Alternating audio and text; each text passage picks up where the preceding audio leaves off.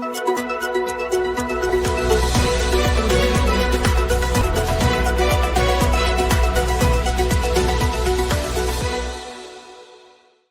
મિત્રો, હું છું એન્કર અમિતા પટેલ. આપ જોઈ રહ્યા છો મુંબઈ તરંગ ગુજરાત ન્યૂઝ. જોતા રહો ગુજરાતની તમામ અપડેટ સૌથી પહેલા મુંબઈ તરંગ ન્યૂઝ ચેનલ પર. ગુજરાતમાં આવી સ્કીમો ચલાવીને અસંખ્ય લોકોને આવા ચીટરો પોતાની બચતને લઈ જતા હોય છે. દર વર્ષે કોઈ જુદા જુદા નામે આવી સ્કીમ કરતા હોય છે.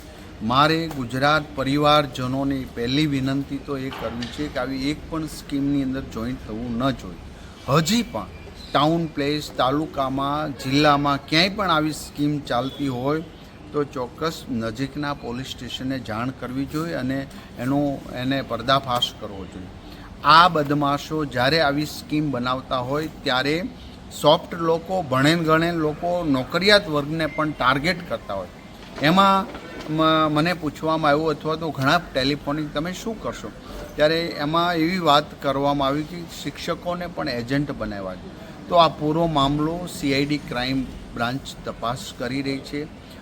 બદમાશો અને આ સ્કીમના માલિકોને પકડી લેવામાં આવ્યા છે, જે નરાધમોએ અનેક લોકોને લોહીના આંસુથી રોય.